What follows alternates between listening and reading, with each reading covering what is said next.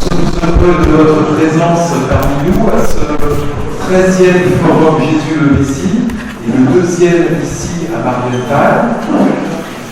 Vous savez que ce forum est organisé comme un lieu de réflexion entre les chrétiens, des prêtres, des laïcs, des communautés religieuses sur la question double de à la fois la mission en direction des musulmans et en même temps leur accueil dans l'Église catholique. Ce sont les deux sujets qui nous occupent. Donc je pourrais vous en dire un peu plus tard, mais je vais tout de suite passer le micro à Monsieur le Recteur qui nous accueille aujourd'hui et je remercie beaucoup son accueil.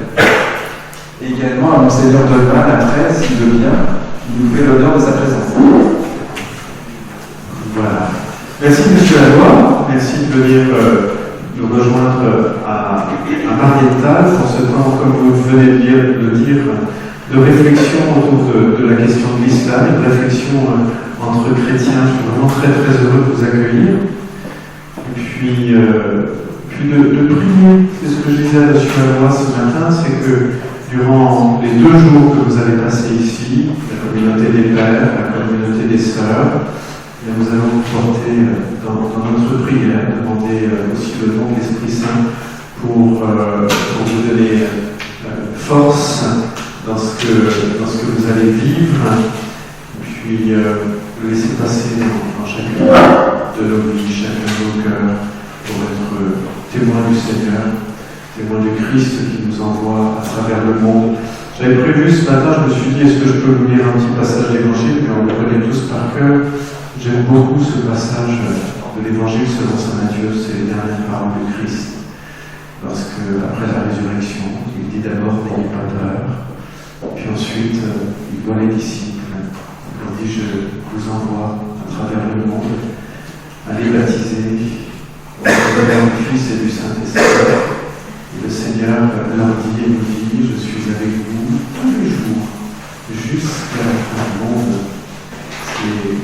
C'est le Christ qui nous précède sur notre chemin, c'est lui qui vient au cœur des hommes et nous sommes comme les disciples ou comme les apôtres envoyés au monde pour annoncer sa bonne nouvelle, une bonne nouvelle qui est vitale pour le monde.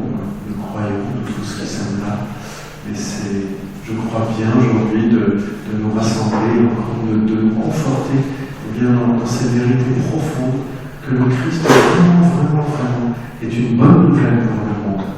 Alors, je vous souhaite 2 très belles journées de réflexion, d'action, d'abord et avant tout au service du Seigneur Jésus-Christ. Alors, Monseigneur Dolman ?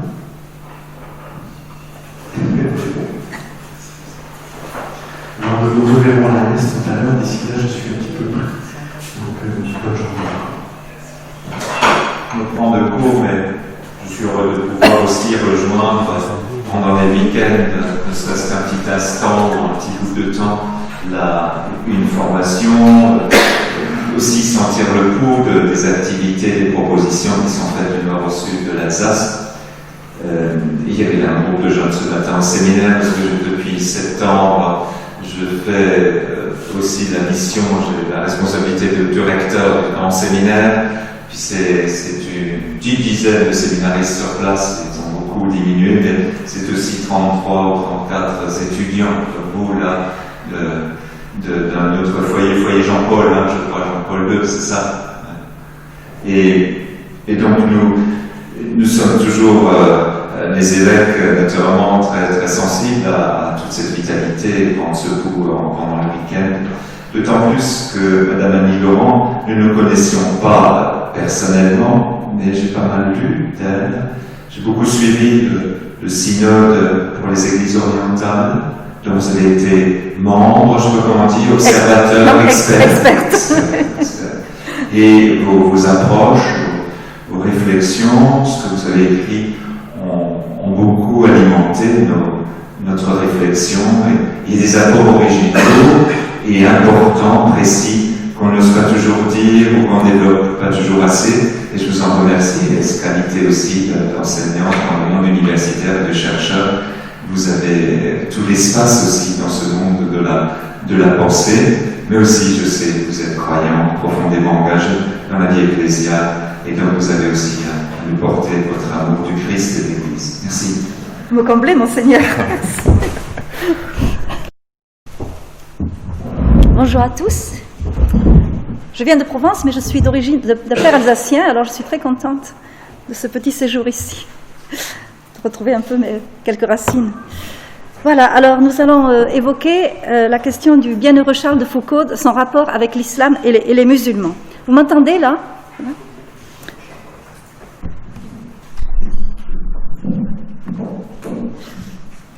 L'année dernière, vous le savez, en décembre 2016, nous avons fêté le centenaire de l'assassinat du père de Foucauld en Algérie. Et depuis, on reconsidère un petit peu qui il était, son témoignage, sa mémoire a en quelque sorte ressurgi dans la pensée de beaucoup de catholiques, et l'intérêt surtout du rapport qu'il entretenait avec l'islam et les musulmans. On a fait ressortir tout ça. Cela dit, il faut bien savoir qu'il n'y a pas forcément unanimité autour de la pensée, des convictions et du sens de la présence en Afrique du Nord du bienheureux Charles de Foucauld. On a l'impression que chacun veut interpréter cette aventure humaine et spirituelle, extraordinaire, il faut bien dire, de l'ermite du Sahara, en fonction de sa propre compréhension du christianisme, de la mission, et de la manière de vivre à la fois le christianisme et la mission. Donc je vais essayer de faire un petit peu le point là-dessus, en essayant de retenir de l'expérience foucauldienne, dans cette approche sensible de l'islam, ce qu'il était réellement. Je ne prétends pas tout savoir, bien entendu, mais tout de même, j'ai eu l'occasion de beaucoup travailler sur cette personnalité l'année dernière, et j'ai lu un livre très important, c'est la biographie officielle de Charles de Foucauld, qui est paru il y a 1 an et demi chez Salvator. L'auteur, c'est Pierre Sourisseau, S-O-U-R-I-2-S-E-A-U.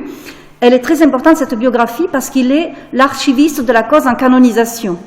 Le postulateur de la cause en canonisation, vous savez qu'il est bien heureux, je vais en parler, est un très bon ami à moi, et quand je l'ai interrogé, c'est le père Bernard Ardura, qui travaille au Vatican, il m'a dit c'est vraiment le meilleur, parce que étant archiviste, il a eu accès à toutes les sources, et grâce à Dieu, Charles de Foucauld a écrit énormément. Donc, ce qui est très important pour bien savoir exactement qui il était. Donc, Pierre Sourisseau, biographie de Charles de Foucauld, chez Salvator en 2016. Alors, avant d'entrer dans le cœur du sujet, je vais faire quelques rappels historiques. Oui, j'ai oublié de dire une chose. Quand Xavier Alloy m'a demandé de venir à ce forum, je dis, bon, Strasbourg, c'est là qu'il est né. Alors, je vais faire un exposé sur Charles de Foucauld. J'aurais pu choisir autre chose, mais là, ça me paraissait tout indiqué. Alors, peut-être que ce que je vais dire, vous le connaissez par cœur. Enfin, 1858, quelques repères. Donc, naissance de Charles à Strasbourg, dans une famille chrétienne. Charles a souffert puisqu'il a été orphelin dès 1864. Puis, en 1876, il réussit le concours d'entrée à Saint-Cyr, mais il perd la foi. Il fait l'école de cavalerie de Saumur, là, une vie de noceur, d'indiscipline, la paresse, etc. Il est exclu de l'armée. Puis, 2 ans après, il demande sa réintégration dans l'armée pour pouvoir rejoindre un régiment en Algérie. Là, nous sommes en 1882. Donc, il va à Sétif, dans le sud oranais. Et là, la situation est différente. Il est très apprécié. De 1883 à 1884, il abandonne l'armée, il se fixe à Alger, où il apprend l'arabe et l'hébreu, je reviendrai là-dessus, et puis il entreprend ce fameux voyage, qu'on connaît très bien, un voyage de reconnaissance au Maroc, où aucun Français n'était encore allé. Il s'est déguisé en rabbin, juif bien sûr, et il a eu un vrai rabbin comme guide. Il en a ramené un livre scientifique, Reconnaissance au Maroc, qu'il a publié à Paris et qui aura un grand succès. Mais c'est pendant ce voyage qu'il a été frappé pour la première fois par la foi et la prière des musulmans.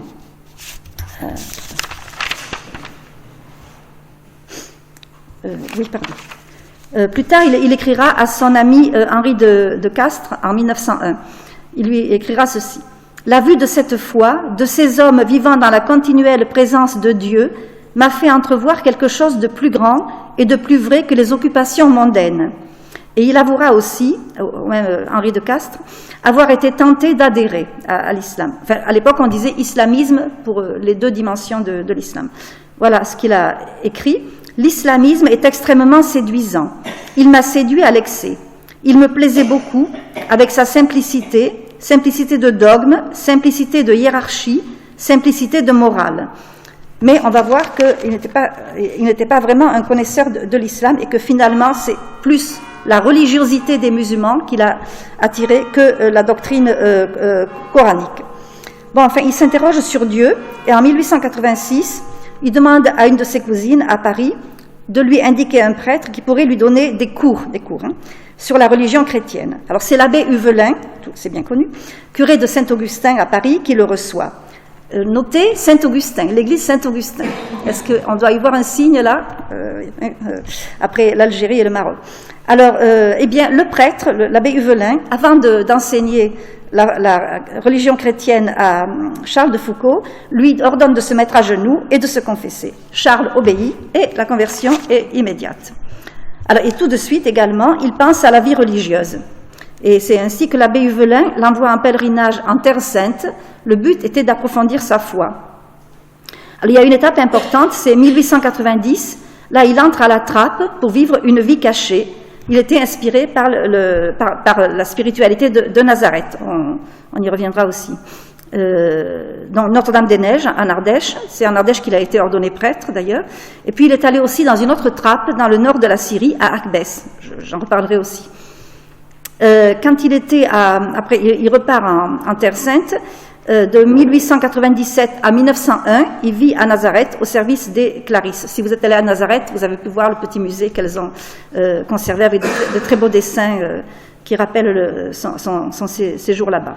Donc c'est en 1901 qu'il est ordonné prêtre. Il part en Algérie, où il vivra jusqu'à sa mort en 1916. D'abord à Beni Abbès, où il espère fonder une communauté de frères.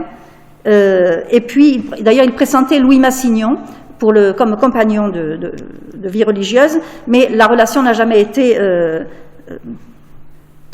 finalement, ça n'a jamais été vraiment il n'y a jamais eu une vraie unité entre eux dans la manière d'aborder la mission ou la relation avec les musulmans. Ils restent unis par l'amitié, mais sans plus. Et puis en 1905, Charles se fixe à Tamanrasset, dans le sud de l'Algérie, en milieu touareg, qui est un peuple berbère et pas arabe. Et là, il espère toujours fonder une confrérie. Il apprend la langue touareg. Il rédige même un dictionnaire français touareg, traduit des poèmes touareg en français. C'est une vie dure qu'il mène là. Il ne peut pas célébrer la messe parce qu'à l'époque, il fallait un servant d'hôtel pour le faire. C'était pas possible. Et puis en 1916, dernière étape, il meurt le 1er décembre devant son ermitage. Un meurtre sans préméditation.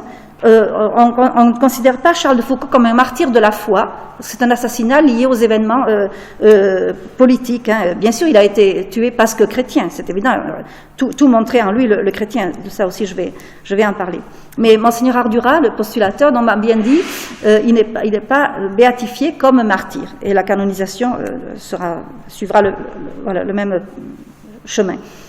En fait, c'est vrai que tout semble avoir échoué dans sa vie lorsqu'il meurt. Il n'a rien fondé, il n'a baptisé aucun musulman, il ne reçoit pas la palme du martyr. Mais quand même, il faut bien noter ça à mon avis, c'est qu'il a été exaucé d'une certaine façon, car il voulait la dernière place que sa conversion lui avait fait décider. Alors, la béatification a été un peu longue, elle a mis du temps, mais c'est aussi pour des raisons d'opportunité politique. Vous savez, la situation en Algérie ne le permettait pas pendant longtemps. Puis finalement, on a découvert que les musulmans d'Algérie s'étaient réconciliés, plus ou moins, avec leur histoire. Après enquête, le Vatican a trouvé que le moment était venu. Donc le pape Benoît XVI a béatifié Charles de Foucauld le 13 novembre 2005. Il faut noter que cette béatification est intervenue à un moment significatif de l'histoire. Pourquoi je dis ça? Et 2005, nous sommes en plein début d'une mondialisation qui fait se rencontrer de plus en plus de chrétiens et de musulmans. Et je pense que vous savez tous que Charles de Foucault est connu, il s'est fait connaître, comme le frère universel qu'il voulait être, et pour la spiritualité cachée de Nazareth qu'il avait choisie. Alors, je vais citer là un passage de l'homélie du pape Benoît XVI lors de la béatification. Le pape a tenu à clarifier le concept de fraternité universelle attaché à Charles de Foucault, parce que c'est ça qui fait parfois l'objet d'un malentendu. Qu'est-ce que c'est être frère universel? Voilà ce qu'il a dit. Par sa vie contemplative et cachée à Nazareth, Charles de Foucault a rencontré la vérité de l'humanité de Jésus, nous invitant à contempler le mystère de l'incarnation en ce lieu, et il a découvert que Jésus, venu nous rejoindre dans notre humanité, nous invite à la fraternité universelle qu'il a vécue plus tard au Sahara, à l'amour dont le Christ nous a donné l'exemple. C'est là, avec Marie, que nous pouvons découvrir le mystère du Christ qui s'est fait humble et pauvre pour nous sauver, pour faire de nous des fils d'un même Père et des frères en humanité. Voilà. Donc, vous voyez, le pape a voulu dire que cette fraternité n'est pas détachée de toute attache religieuse, mais elle s'enracine bien dans l'amour de Jésus-Christ. Et cette mise au point, à mon avis, est très importante. Alors, je reviens maintenant aux questions de fond. Il est évident que la rencontre de Charles de Foucault avec l'islam a joué un rôle déclencheur, d'abord dans sa conversion. Comme je l'ai déjà dit, c'est surtout l'attitude religieuse des musulmans qui l'a frappé, interpellé, notamment leur soumission au Dieu du Coran et à sa loi. Donc il a été le témoin en Algérie, puis au Maroc. Cette vision de la religiosité a suscité en lui une interrogation fondamentale sur la dimension religieuse de l'existence. J'ai déjà cité tout à l'heure une lettre à Henri de Castres. Et on peut... oui, ça je l'ai dit. Bon, oui, la question qui se pose, est-ce que Charles de Foucault connaissait l'islam? Alors Pierre Sourisseau en parle en détail dans son livre, c'est très intéressant. En fait, Charles de Foucault ne connaissait pas bien l'islam, mais il s'y était un peu initié lors de ses premiers séjours à Alger, en même temps qu'il étudiait, comme je vous l'ai dit, l'hébreu, l'arabe et puis le berbère. En fait, il avait lu une vie de Mahomet d'après le Coran et les historiens arabes, dont l'auteur est Henri de Laporte, qu'il avait trouvé à la Bibliothèque nationale d'Alger. C'est un livre paru en 1874. Puis ensuite, il a lu une traduction française du Coran. Mais il n'est pas juste de faire de lui un islamologue. Il n'a jamais fait d'études savantes de la doctrine islamique. D'ailleurs, c'est Louis Gardet. Vous connaissez sans doute Louis Gardet, petit frère de Jésus, qui est un très grand islamologue du XXe siècle. Il a écrit à ce sujet « Ce serait un contresens de transformer Charles de Foucault en islamologue ». Et puis, Louis Gardet disait aussi « Ce serait mal comprendre certaines de ses phrases à Henri de Castres que de penser le retour à la foi de Charles de Foucault, qu'il le dut d'abord à une rencontre avec les dogmes musulmans directement connus. » C'est toujours Louis Gardet qui parle. Mais pour lui-même, la connaissance explicite de l'islam ne fut pas le chemin tracé. Il serait plus exact de dire que la foi des hommes musulmans qu'il rencontra agit comme un réactif, pour le remettre à l'intérieur du mystère chrétien, face à Dieu transcendant et immanent tout ensemble. Et vous savez que le premier biographe de Charles de Foucault, c'est René Bazin. Donc, à ce sujet, il a considéré que ces confidences de Charles de Foucault, lorsqu'il parlait de la séduction qu'il avait éprouvée quand il avait vu les musulmans en prière, donc pour René Bazin, c'était des propos de sensibilité que la raison n'a pas ratifiés. Alors, c'est vrai que comparé à la doctrine coranique, qui insiste sur un Dieu un et seulement un, on peut dire un Dieu de solitude, la religion chrétienne, au départ, il le disait, lui paraissait irrationnelle, compliquée, avec le dogme de la Trinité, l'incarnation, la présence du corps de Jésus dans l'hostie consacrée, ou encore les miracles contrariant les lois de la nature, etc. Il était, vous voyez, il a dit d'ailleurs, la simplicité de l'islam et de la hiérarchie. Mais l'abbé Huvelin a joué un rôle décisif parce que dans son enseignement, après sa célèbre confession, l'abbé Huvelin a su inculquer à Charles de Foucault la connaissance du cœur du christianisme, à savoir Dieu amour parole de vie. Et ainsi, toutes les objections que Charles de Foucault pouvait avoir d'un point de vue rationnel, tout ça est tombé, et en même temps, il a perdu ses illusions que pouvait susciter en lui l'islam. Désormais, il était prêt à considérer la religion musulmane, comme ce qu'il a écrit aussi, comme trop matérielle. Trop matérielle, dit-il, pour être vrai. Son apparence surnaturelle, c'est très important, n'est qu'une illusion. Je le cite là. « Je voyais clairement, écrit-il à son ami Henri de Castres, que l'islam était sans fondement divin et que là n'était pas la vérité, parce qu'il n'a pas assez de mépris pour les créatures pour pouvoir enseigner un amour de Dieu digne de Dieu. Sans la chasteté et la pauvreté, l'amour et l'adoration restent très imparfaits. » On oublie ces choses-là. Hein. Alors, quand il est allé en Syrie, à la trappe d'Akbès, je vous ai dit, c'était en 1895, là aussi un événement important s'est produit, qui l'a fait réfléchir. Il a été le témoin de massacres commis par des Turcs et des Kurdes contre les chrétiens orientaux. C'était le début du génocide des Arméniens assyro-chaldéens. Ça a commencé en 1895, ça s'est terminé en 1915. Et donc, il a été témoin, ça l'a aussi fait réfléchir. Puis ensuite, bien sûr, il a eu le contact quotidien avec les populations algériennes, notamment Touaregs, auprès desquels il s'était établi à partir de 1901. Alors, ces contacts lui ont permis de toucher du doigt les traits spécifiques de l'islam, avec leur imprégnation sur l'âme et la culture musulmane. Alors, il a utilisé des mots qu'aujourd'hui on n'utilise plus. Bien sûr, il faut toujours les contextualiser, mais c'est quand même, si on veut être fidèle à Charles de Foucault, il faut oser les reprendre, bien sûr. Je ne dirais pas ça aujourd'hui, mais il utilisait souvent le mot barbare, vous voyez, sous sa plume, pour qualifier les peuples musulmans, dont il déplorait aussi, ça c'est important, la misère morale, polygamie, tout ça. Hein. Et dans une lettre à son beau-frère Raymond de Blic, en 1907, il écrivait ceci: « Si dans les pays chrétiens il y a tant de mal, c'est rude, vous allez voir, pensez à ce que peuvent être ces pays où il n'y a pour ainsi dire que du mal. » Il exagère, c'est vrai, mais bon. D'où le bien est à peu près totalement absent. Tout y est mensonge, duplicité, ruse, convoitise de toute espèce, violence, avec quelle ignorance et quelle barbarie. Cela dit, loin de pousser Charles de Foucault à mépriser ses voisins musulmans ou à se méfier d'eux, ce jugement sévère l'encourageait au contraire à s'en approcher de plus en plus, à les servir dans un total esprit de gratuité. La gratuité, c'est essentiel pour comprendre la spiritualité de Charles de Foucault.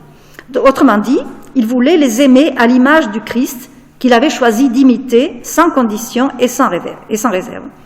C'est bien pour cela qu'il est allé vers eux, et d'ailleurs l'abbé Huvelin, qui est son directeur spirituel, a écrit à ce sujet à Monseigneur Guérin, préfet apostolique de Gardaïa, équivalent d'évêque si vous voulez, à qui il recommandait Charles. Il lui a écrit ceci: « Sa vocation, donc celle de Charles, l'a toujours attiré vers le monde musulman. J'ai vu venir cette vocation. À mon âme et conscience, je crois qu'elle vient de Dieu. » C'était une caution évidemment très importante, vous voyez, qui pouvait rassurer Monseigneur Guérin. Alors, le père de Foucault vivait une vie très stricte. Il avait une règle, prière, travail. Et il consacrait beaucoup de temps à accueillir ceux qui frappaient à sa porte. Il consacrait beaucoup de temps aussi à faire le bien, la générosité, il aidait les pauvres, il rachetait des esclaves, vous voyez. Il conseillait, il enseignait la justice et la droiture, les vertus morales, si vous voulez. Et ça c'est important aussi dans sa vie, il introduisait le progrès par l'amour du travail, l'amour du travail. Il a même créé, ça c'est peu connu, des ateliers pour femmes. Alors, cela dit, il ne faut pas non plus en déduire que c'était l'humanitaire seul qui comptait pour lui. Il y avait bien sûr toujours ce désir de faire découvrir aux musulmans le vrai Dieu, le Dieu amour, dont l'amour est inconditionnel et gratuit pour tous les êtres humains. Alors, au sujet de l'atelier pour femmes, il écrivait à sa cousine Marie de Bondy en 1915 pour expliquer son initiative. Le tricot et le crochet marchent à merveille. Toutes ces choses sont utiles spirituellement, car tout se tient. On ne fera quitter l'islamisme à ces peuples qu'en leur donnant de l'instruction, en leur ouvrant l'esprit, en leur donnant l'idée et le désir d'une vie matérielle, et ensuite d'une vie intellectuelle supérieure à la leur. Et donc c'est pour mieux connaître et donc aimer les musulmans que Charles de Foucault a approfondi sa connaissance de leurs coutumes, d'où le dictionnaire arabe Touareg qu'il a rédigé. Vous voyez, c'est quand même une œuvre vraiment extraordinaire. En fait, le projet de ce moine missionnaire qu'il était devenu était bien d'œuvrer à la conversion des musulmans, ce qu'on a trop voulu occulter aussi. Non, il était vraiment imprégné de cette idée missionnaire. Et dans ces échanges épistolaires, ce thème revient sans cesse. Dans le livre de Pierre Sourisseau, il y a énormément de citations. D'ailleurs, aussi c'est très important. À notre époque, certains disent les musulmans sont inconvertissables. Mais pourquoi dire ça? Tout le monde a le droit de connaître Jésus-Christ. D'ailleurs, tiens, il me revient à l'instant le souvenir d'une très belle lettre apostolique de Monseigneur Raffin, l'ancien évêque de Metz, pendant le Carême, 93 je crois. Je connais bien Monseigneur Raffin. Il avait parlé de ça, de la mission auprès des musulmans, en disant attention, ne croyez pas que par principe tout musulman ne peut pas adhérer à la vérité de Jésus-Christ. Vous voyez, donc c'était une invitation à ne pas être timide dans la mission. Timide ne veut pas être timide ne veut pas dire être agressif, hein, bien sûr. Bon. Alors, Charles de Foucault pensait qu'il était injuste de considérer les musulmans comme inconvertissables. Ce qui est frappant, c'est qu'il a constaté plus d'ouverture chez les Touaregs que chez les Arabes. Il l'a écrit à plusieurs reprises aussi. En fait, là aussi, il faut faire un petit recul en arrière. Son intérêt pour la mission, son attrait pour la mission, remonte à la période où il était dans la trappe en Syrie. Il a écrit à ce sujet quand il était là-bas. Je vous cite ce passage. Il imaginait que la trappe pouvait avoir un avenir très important auprès des musulmans. Je vois pour cet ordre, donc les trappistes, une admirable destinée, celle de refaire en Orient, parmi ces musulmans barbares, ce qu'ont fait nos pères, les premiers bénédictins, parmi les barbares païens d'Angleterre. En Europe, on a aussi été barbares. D'Allemagne, de France et même d'Italie.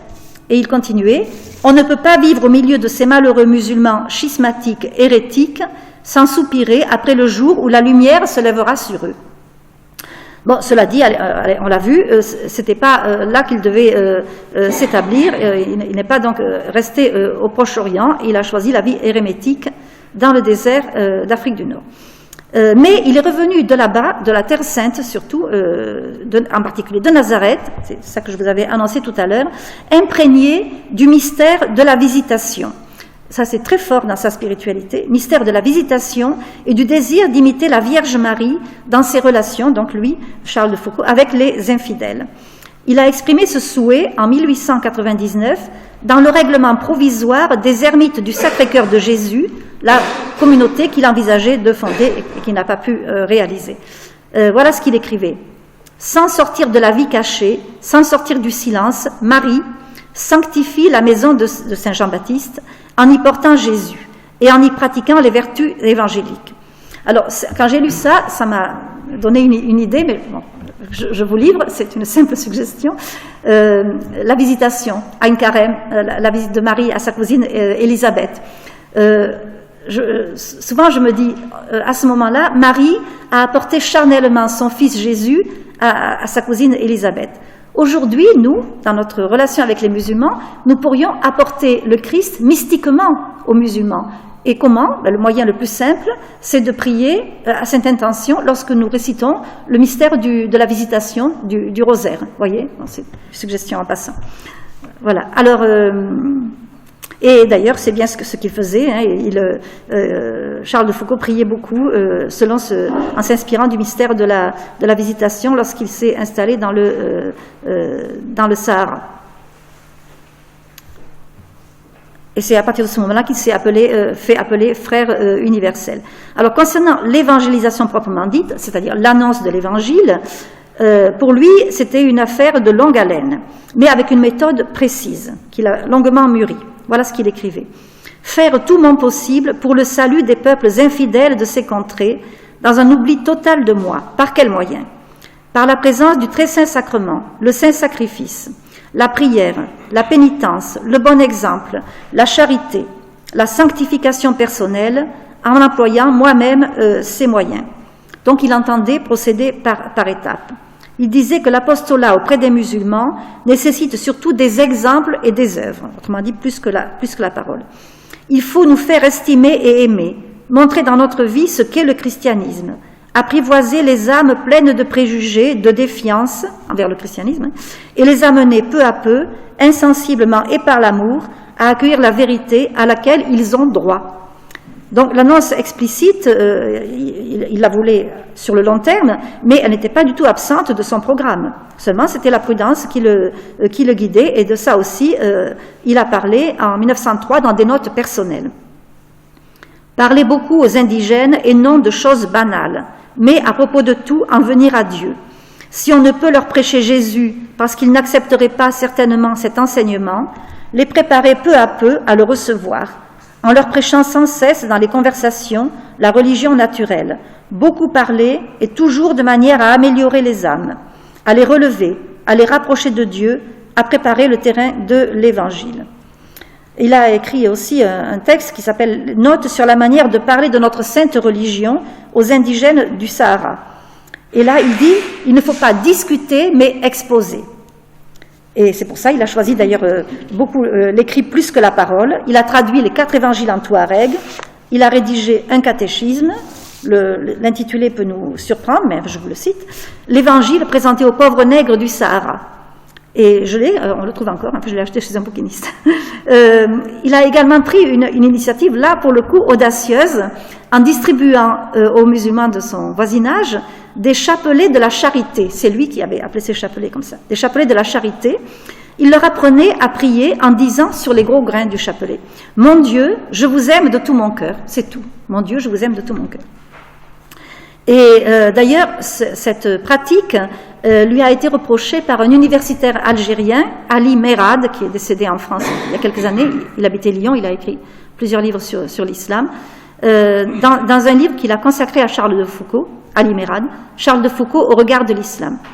Il a rendu hommage au bien accompli au profit des Touaregs, le bien humanitaire si vous voulez, mais il pensait que Charles était conditionné par le regard négatif ou dépréciatif des Français de l'époque, le regard dépréciatif sur l'islam. Donc pour lui, pour Ali Merad, le marabout chrétien, comme il disait, essayait de gagner non seulement le cœur des musulmans, mais aussi leur conscience.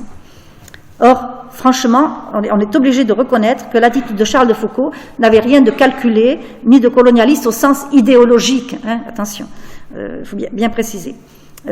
Vraiment, l'abaissement volontaire de Charles de Foucault montre bien qu'il n'y avait pas d'arrière-pensée politicienne dans son action. Alors, on a beaucoup loué, vous le savez bien, l'enfouissement pratiqué par le père de Foucault au nom de cette spiritualité de Nazareth dont j'ai parlé. Mais là aussi, on doit préciser une chose. Enfouissement n'équivaut pas à invisibilité, parce qu'il y a eu malheureusement, je dis bien malheureusement, une trop grande tendance pendant des décennies, dans l'Église en tout cas en France, à associer les deux. Enfouissement égale invisibilité. Bon, on se fond dans la masse, dans la nature. Pour lui, il n'y avait aucune ambiguïté. D'ailleurs, il suffisait de voir son habit religieux, vous connaissez, avec la croix et le cœur dessiné sur la poitrine. Il confiait d'ailleurs à l'abbé Huvelin, dans une lettre de 1904, « De toutes mes forces, je tâche de montrer, de prouver à ces pauvres frères égarés que notre religion est toute charité, toute fraternité, que son emblème est un cœur. » Cœur écrit en lettres majuscules. J'ai là aussi une citation de Lapérine, un officier français qui l'a connu là-bas, catholique. Lapérine disait, attendez que je retrouve, l'image de la croix, celle du Sacré-Cœur, disait de loin quelle était la foi de cet homme blanc. Nul n'en pouvait ignorer. Vous voyez ? Donc pas d'invisibilité. On peut citer aussi un récit intéressant de Ba Amou, qui c'était son professeur de langue touareg et qui lui était particulièrement proche. Et c'est un témoignage intéressant parce que on voit bien que Charles de Foucault ne voulait absolument aucune confusion dans le domaine de la religion.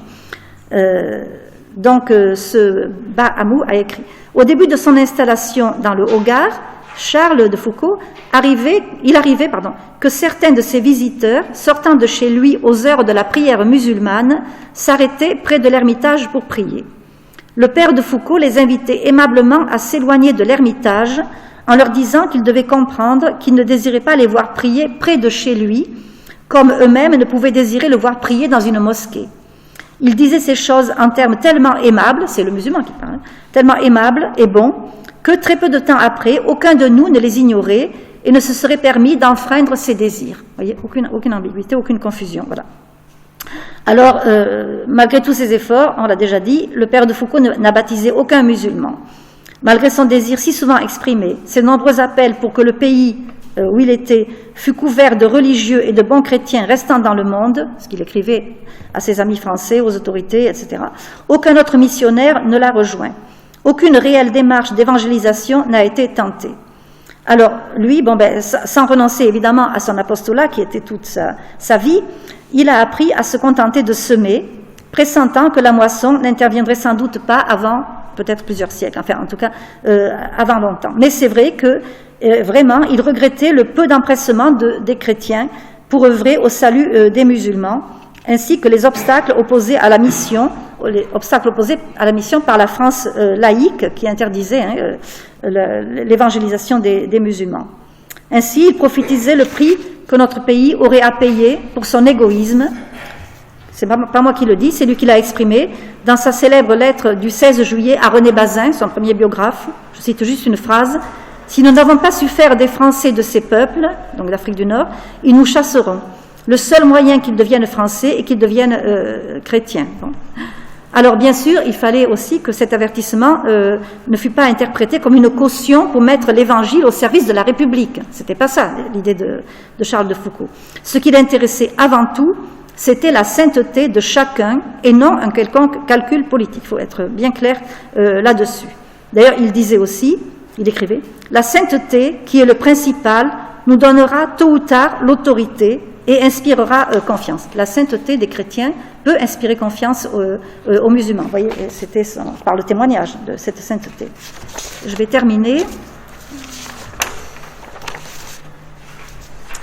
par cette petite réflexion. Concernant l'héritage spirituel de Charles de Foucault, je l'ai déjà un peu dit, mais qui n'a pas toujours été bien compris dans ses profondeurs, parce qu'il a parfois été aussi récupéré à des fins idéologiques liées aux circonstances historiques de la France et de la chrétienté en Europe à l'époque contemporaine. Il y a eu la guerre d'Algérie, la société française a été très traumatisée par cette guerre, elle a été atteinte, tout le monde le sait, d'un complexe post-colonial qui associait du même coup colonisation et évangélisation, alors que j'ai déjà dit, l'évangélisation était interdite au nom de la laïcité. Alors, dès lors, la position de Charles de Foucault sur son rôle dans la colonisation a été déformée. Et finalement, chacun gardait, ceux qui aiment Charles de Foucault, chacun gardait ce qui correspondait à ses propres orientations. Les uns privilégiant la spiritualité de Nazareth, les autres privilégiant l'action soi-disant colonialiste de Charles de Foucault, puisqu'il était au contact avec l'armée française là-bas. Alors je pense qu'aujourd'hui, l'exemple, le modèle du père de Foucault doit être médité, approfondi, compris en vérité, dans toute sa profondeur, dans toute sa vérité. Et j'espère vraiment que nous aurons bientôt la joie d'assister à sa canonisation. Nous pouvons le prier pour ça. Si vous connaissez des grands malades, il faut un miracle. Monseigneur Ardura m'a dit, sans miracle, on ne pourra pas aller jusqu'à la canonisation, mais en tout cas, peut-être les temps sont mûrs aujourd'hui pour accueillir de manière, avec générosité, dans l'action de grâce, la canonisation du père de Foucault. Vous pouvez tous les jours prier la prière d'abandon qu'il disait lui-même, qu'il a composée, la prière d'abandon entre les mains de notre Père du ciel, par exemple. Qui sait? Enfin bon, ce sont des petites idées comme ça. Voilà, excusez-moi, j'étais un peu rapide peut-être.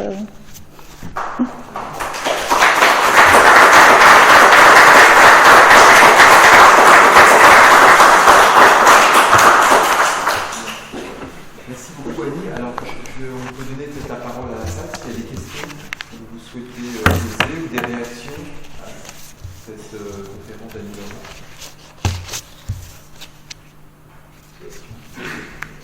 vous voyez, peut-être par rapport à l'héritage, replacer quelles sont les communautés qui se réclament de la spiritualité de Charles de Foucault.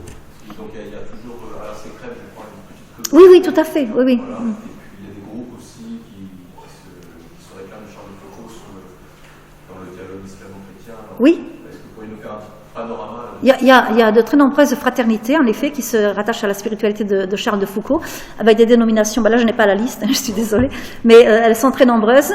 Mais justement, vous voyez, j'ai eu une expérience intéressante. L'année dernière, pour le centenaire, le père Ardura, que j'avais vu juste avant à Rome, m'a dit, si vous venez à Paris, moi j'habite Marseille, venez nous organisons une journée de réflexion avec des représentants de toutes les fraternités foucauldiennes.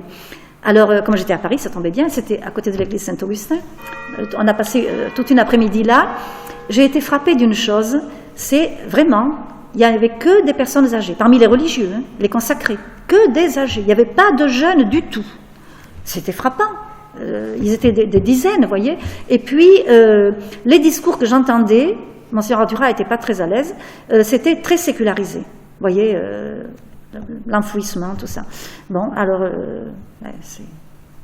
c'est vraiment dommage, mais là, peut-être qu'il va y avoir un renouveau. Maintenant, on ne préjuge pas de l'avenir, mais c'est pour répondre à votre question. Cela dit, dans le Var, il y a une fraternité de fondation assez récente, elle doit avoir 20 ans, qui se réclame de Charles de Foucault. C'est, attendez, Notre-Dame de la Consolation, à Draguignan. Il y en a qui les connaissent, non? Alors, c'est une histoire assez, originale. Mère Agnès, la fondatrice, était dans la secte de l'abbé de Nantes, et autrefois. Et un jour, elle a réalisé que elle avait perdu complètement sa liberté, elle était dans une secte. Elle a eu du courage, parce que bon, il paraît que c'était pas facile. Elle m'a tout raconté. Elle est partie avec 2 ou 3 de ses sœurs, et elles ont été accueillies par Monseigneur Madec, qui était l'évêque de Toulon à l'époque, et qui a compris son projet. Et elle est, Mère Agnès, la fondatrice, donc elle est très imprégnée de la spiritualité de Charles de Foucault. Donc elle a fondé une communauté nouvelle, récente, quoi, si vous voulez, avec l'habit bien visible et tout, à Draguignan. Monseigneur Madec leur a donné l'ancien Carmel de la ville, c'est très beau. Et elles ont une activité apostolique très importante.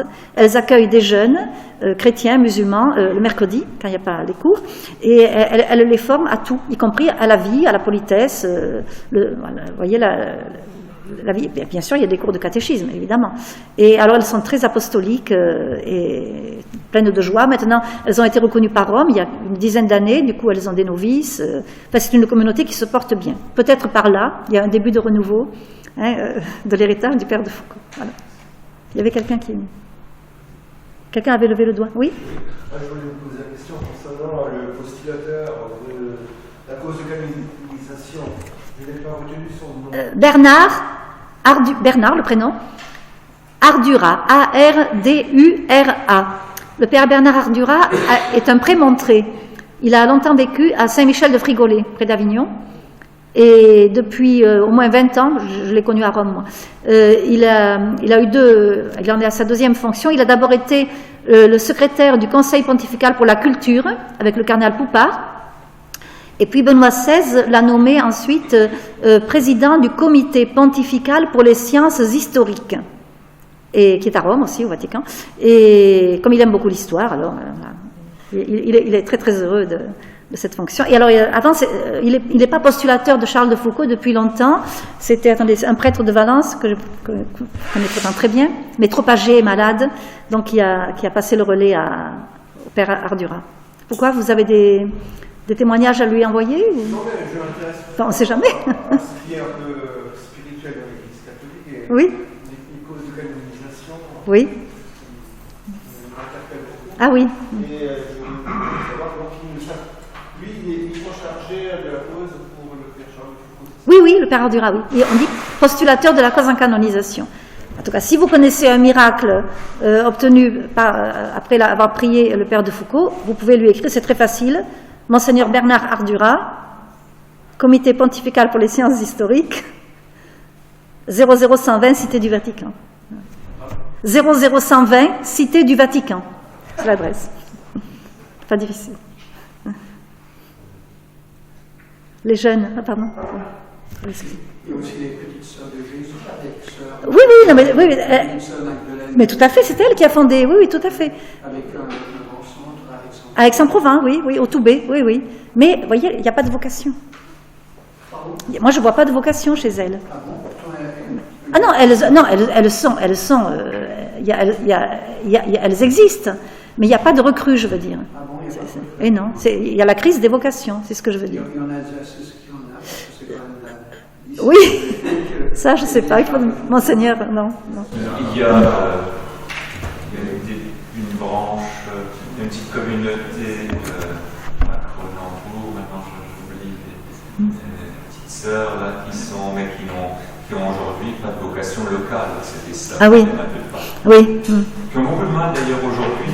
Le paradoxe, au fond, aujourd'hui, c'est que l'opportunité finalement du contact dans un climat plus serein, plus pacifique, était là il y a 30 ans.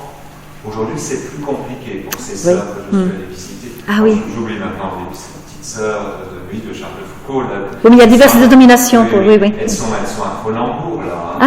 Mais dans une cité difficile. Ah oui, Et même le contact qu'elles avaient habituellement avec les femmes, c'est souvent ce contact-là Oui. qui était permis, Oui. plus difficile aujourd'hui. ah oui, Vous voyez, on est dans une situation, effectivement, même cette démarche d'évangélisation est vraiment une urgence aujourd'hui, oui, et c'est un appel très, très fort. oui, Ma seule, disons, mon regard d'espérance va plutôt vers les communautés jeunes. Je me rends compte que, par exemple, nous avons vécu un bel événement, voilà, qui est passé un peu inaperçu, mais je sais qu'à travers des groupes de jeunes de prière, il y a notamment un jeune d'origine musulmane qui a pu faire tout son cheminement, qui finalement est allé vers la communauté du chemin neuf, Ah oui. vient d'être ordonné. ah oui, Vient d'accord. d'être ordonné par l'évêque, l'ancien évêque d'Alger, Ah oui. Seigneur Tessier. Ah d'accord, oui. Donc, les possibilités sont là.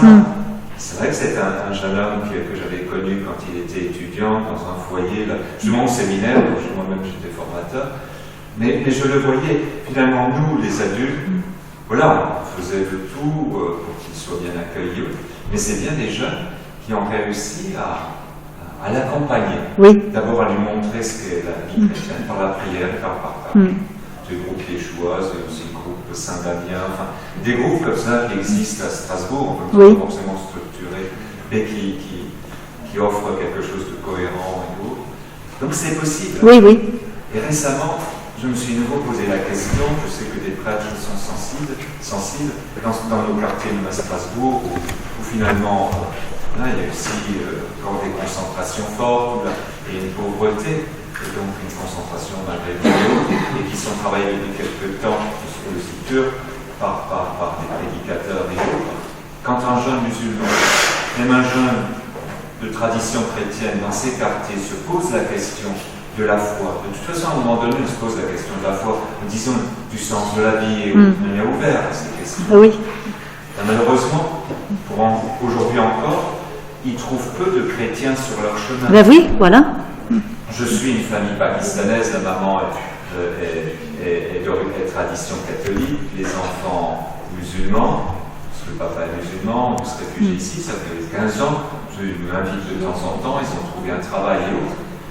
À 20 ans, ils se posent des questions, et en fait, ils le trouvent chez les jeunes musulmans. Eh Je oui. me dis, Oui. là, il y a quelque chose, alors qu'ils venaient à la messe, là où j'étais curé, etc., Ah oui. qu'il y a une relation d'amitié forte, mais aujourd'hui, ils portent la barbe et autres. Et donc, mais c'était aussi par démarche religieuse. Il me dit, il y a beaucoup de ces jeunes aujourd'hui qui cherchent et qui se tourneraient pas forcément vers l'islam, Oui. si effectivement, mais c'est un appel. Il n'y a jamais... Nous n'arriverons jamais en retard. Enfin, je dis, Ah ben non, bien sûr. Oui. Avec le Seigneur, un commencement est toujours possible. Ça, c'est mon expérience un peu personnelle. Elle est embryonnaire. Ah non, mais c'est très intéressant. Mais je me rends bien compte qu'il y a quelque chose là, d'une force qui est possible aujourd'hui. Je crois qu'il y a un sens du Christ, parce que nos chrétiens aussi, ceux qui veulent avancer dans la jeunesse, ne sont plus des chrétiens qui peuvent se contenter d'un soutien traditionnel qui doivent lutter. Oui. En réalité, hein, quand on est enseignant dans certains endroits, on doit, pour être chrétien, on doit tenir. Hein.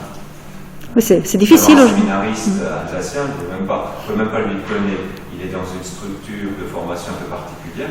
On peut même pas pour l'instant dire qui il est, parce qu'il est dans des responsabilités professionnelles. Si on savait qu'il était séminariste, il perdrait son emploi, c'est un emploi. Ah oui, oh là là. Enfin, on est même aussi dans ça aujourd'hui, hein, dans certains endroits. Donc, mais je crois beaucoup à cette force qui est sans doute plus importante aujourd'hui dans le monde des étudiants et des jeunes. Ceux qui avancent. Je suis tout à fait d'accord. Ils ont aussi les mots et l'audace pour parfois dire des choses et donc pour susciter.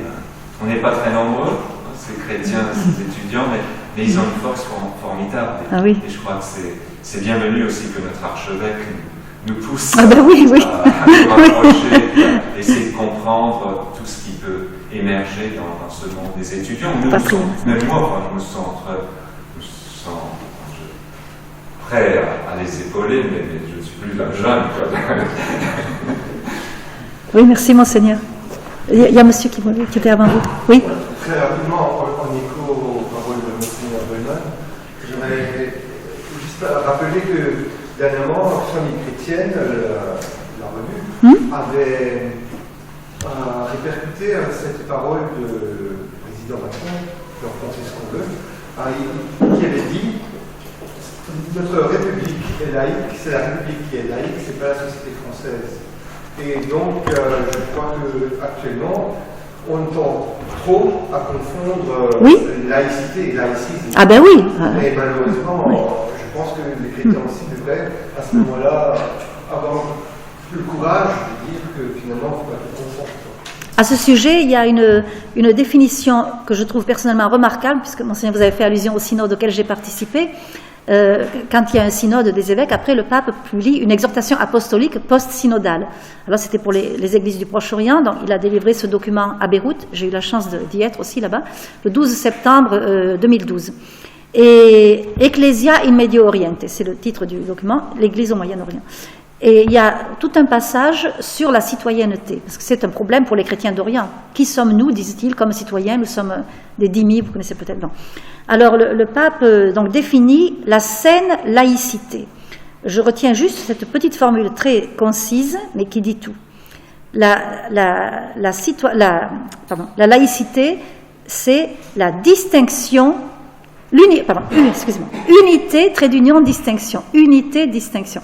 C'est que on peut pas, l'État ne peut pas faire comme si l'Église n'avait pas son mot à dire dans l'élaboration des lois, dans la vie de la cité. Il y a une doctrine sociale de l'Église.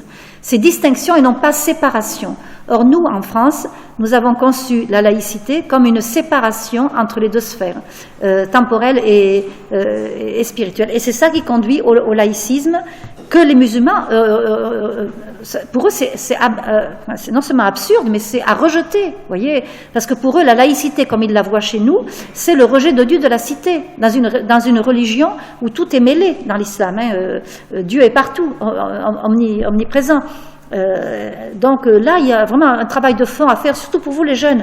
Vous devez, je parle souvent à des jeunes et ça me fait très plaisir, vous devez vraiment vous former à la doctrine sociale de l'Église, vous préparer à remettre la vertu, je ne parle pas de confessionnalité, mais remettre la vertu dans la cité, pour que les musulmans soient attirés par notre modèle de société et aient envie de découvrir Jésus-Christ et son évangile et son Église. C'est la mission qui vous attend aujourd'hui, voyez. Merci. Je vous en prie.